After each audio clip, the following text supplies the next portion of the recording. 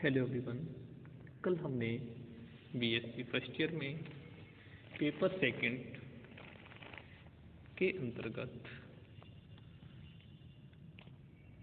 आपका unit third start किया था मोलस्का। कल इसमें हमने journal characters and classification of Mollusca को डिस्कस किया था। आज हम इसके अंतर्गत जो आपको टॉपिक डिस्कस करना है पाइला जो फाइलम मोलस्का का एनिमल है, जिसको कि हम एप्पल स्नेल या घोंगा या सेब भी बोलते हैं, को डिस्कस करेंगे। इसकी टाइप स्टडी करेंगे। तो शुरू करते हैं। फाइला सबसे पहले डिस्कस करते हैं इसके सिस्टेमेटिक पोजीशन यानी क्लासिफिकेशन को। फाइला को एप्पल स्नेल इसलिए बोलते हैं क्योंकि जो इसका सेल होता है वह सेब की तरह, जैसा सेब होता है उसकी तरह इसकी बॉडी दिखती है। इसलिए इसको सेवा घोंगा भी बोलते हैं। तो सिस्टेमेटिक पोजीशन की बात करें तो फाइलम इसका जो है मोलस्का, क्लास गैस्ट्रोपोडा, सब क्लास प्रोसोब्रैंकिएटा या स्ट्रिप्टोन्यूरा, ऑर्डर पैक्टिनोब्रैंकिएटा यानी मोंटोकार्डिया, जीनस फाइला, स्पीसीज जो इसकी स्पीसीज है ग्लोबोसा। आइए सबसे पहले शुरुआत करते हैं इसके हैबिट्स एंड हैबिटाट से। हैबिट्स एंड हैबिटाट की बात करें तो फाइला ग्लोबोसा जो है, जिसको कि हम एप्पल स्नेल बोलते हैं, एक one of the largest fresh water molluscan होता है जो धान के खेतों में बहुत अधिक पाया जाता है। मतलब जो जहाँ पर आप गांव में देखेंगे, जहाँ पर धान की फसल होती है, उसमें यह बहुत अधिक मात्रा में देखने को मिलते हैं। पहला एक एम्फीबियस एनिमल है। एम्फीबियस का मतलब होता है कि यह जल में भी रहता है और थल में भी रहता है, दोनों ही जगह रहकर अपनी जो मेटाबॉलिक एक्टिविटीज होती है उनको कंप्लीट करता है। ये जल पर भी रेस्पिरेशन करता है बाई गिल्स द्वारा, और जब ये लैंड पे होता है यानी ज़मीन पर होता है तब रेस्पिरेशन करता है बाई पल्मोनरी यानी लंग्स के द्वारा। जो जल व थल दोनों में जीवित रह सकता है। जब ये वाटर में होता है तब इसमें एक्वेटिक रेस्पिरेशन गिल की सहायता से, और ज़मीन पर होता है तब एरियल रेस्पिरेशन पल्मोनरी सैक या लंग्स के द्वारा होता है। बरसात के दिनों में पाइला पानी से बाहर आकर लंबी यात्रा के लिए ज़मीन पर आ जाता है। जैसे जैसे ये आगे बढ़ता है वैसे वैसे यह सलाइवरी लकीर छोड़ता जाता है। मतलब जब ये आगे बढ़ता है तो इसके फुट से एक सलाइवा लाइक सब्सटेंस निकलता है, जिससे एक लकीर सी खिंच जाती है, वाइट यानी ट्रांसपेरेंट सी लकीर खिंच जाती है।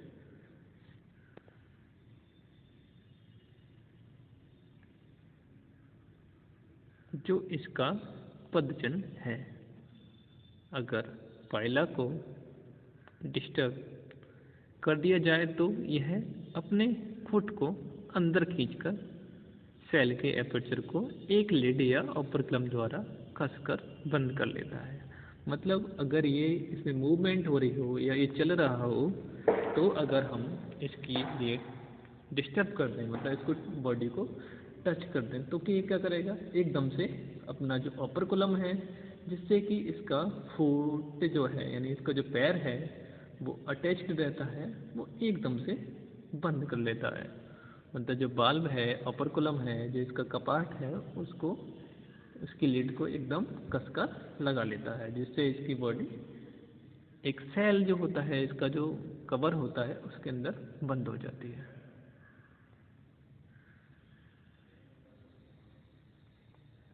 कसकर बंद कर लेता है। पाइला एक हर्बीवोरस एनिमल है, इसलिए यह ऐसे वाटर में अधिक मिलता है जिसमें जलीय पौधे जैसे हाइड्रेला सिस्टी आदि पाए जाते हैं। इसकी पत्तियां इसका भोजन है।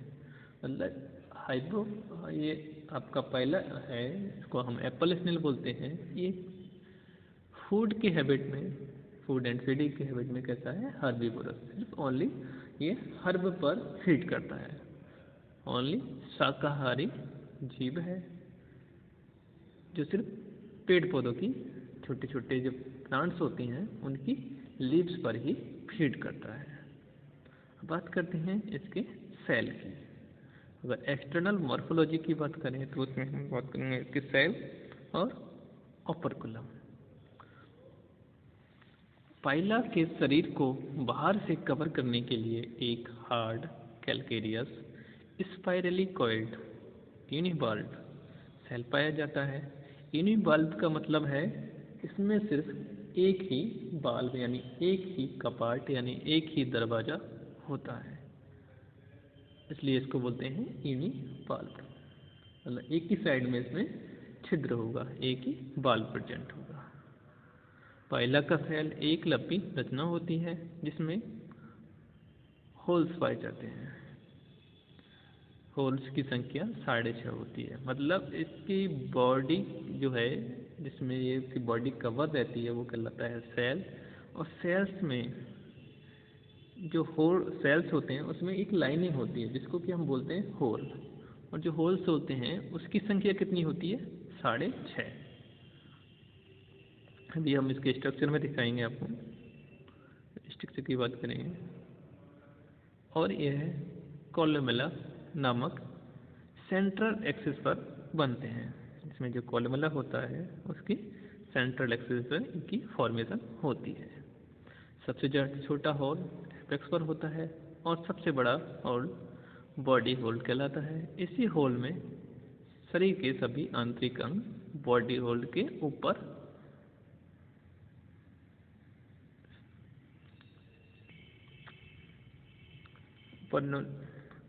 पेनल्टीमेट होल्स होता है। बॉडी होल्स को छोड़कर बाकी होल्स की सीरीज स्पायर कहलाती है। एंटर सभी होल्स जुड़े होते हैं, लेकिन इंटरनली अगर ये होल्स की बात की जाए तो जुड़े होते हैं और एक्सटर्नली इनके बीच में लाइन एंड सुचर पाया जाता है। अब बात करते हैं इसके डायग्राम की। अगर डायग्राम को हम देखें तो इसमें ऊपर की तरफ ये वाला जो पोर्शन है ग्रीन वाला देख रहे हैं एपेक्स, एपेक्स के ऊपर ये वाला ये होता है फर्नुलेमेट होल्स, ये वाला, और ये होता है स्पायर। ये होते हैं सुचर्स। जो लाइनिंग है जिसकी हम बात कर रहे थे 6.5 होल्स, तो ये होते हैं 1 2 3 4 5 6, इस तरीके से ये 6.5। ये वाला 1 2 3 4 5 6 6.5। तो कुल मिलाकर बॉडी होल्स की संख्या कितनी होती है, 6.5। यह है लाइंस ऑफ ग्रोथ, जिसको वर्सिस बोलते हैं। यह है अम्बिलिकस। अम्बिलिकस जो है इसके जो बाल्ब होता है उसको सही से कवर करने में हेल्प करता है। ये है पेरिस्टोम वाला रीजन। ये होता है इसका ओपर्कुलम।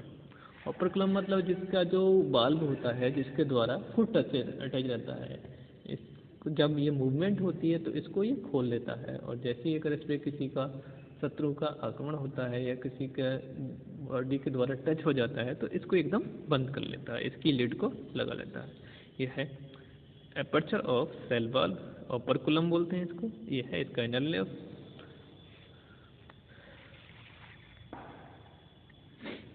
अगर हम पाइला का सेल कुछ इस प्रकार पकड़ें जिसमें एपेक्स अपवर्ड और एपर्चर देखने वाले की ओर हो तरफ हो, तो एपेक्स से लेकर एपर्चर तक क्लॉक बाई कॉइलिंग बनती है, जिस एपर्चर राइट साइड पर आ जाता है। ऐसे ही सेल को कैसा सेल बोलते हैं, डेक्स्ट्रल। मतलब अगर हम इसको इस तरीके से पकड़ें जैसे इसका यहाँ पर देख रहे हैं इसका जो माउथ वाला ये फुट वाला एरिया है ये हमारे तरफ है, हमारे सामने की तरफ है, तो ये वाली पोजीशन क्या कहलाएगी इसकी? डेक्स्ट्रल।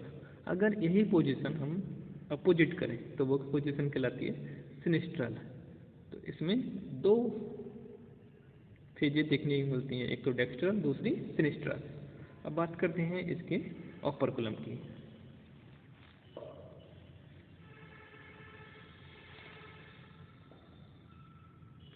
ओपर्कुलम, जब फाइला सेल के अंदर होता है उस समय सेल के एपर्चर को एक प्लेट के द्वारा कसकर बंद कर दिया जाता है। यही प्लेट ओपर्कुलम होती है।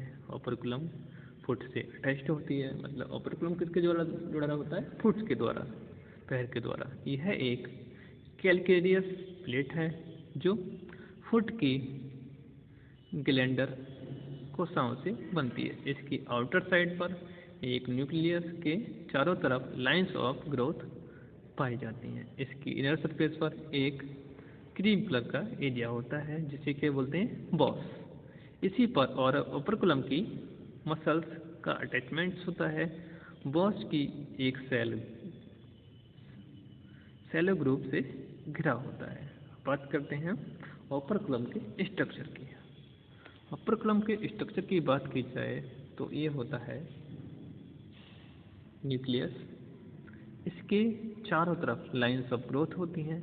ये इसका आउटर व्यू है और ये इनर व्यू। ये कहलाता है बॉस। बॉस से ही इसका फुट अटैच रहता है, इसको बोलते हैं हम सेलो ग्रुप्स। ये है ओपर्कुलर मसल्स, ये इनर व्यू है और ये इसका आउटर व्यू। तो आज हमने बीएससी फर्स्ट ईयर में पेपर सेकंड के अंतर्गत फाइला में सिस्टमेटिक पोजीशन ऑफ फाइला, उसके बाद हैबिट्स एंड हैबिटाट, इसके बाद इन एक्सटर्नल मॉर्फोलॉजी में सेल तथा ओपर्कुलम को डिस्कस किया। कल हम इसके आगे के पार्ट को डिस्कस करेंगे। धन्यवाद।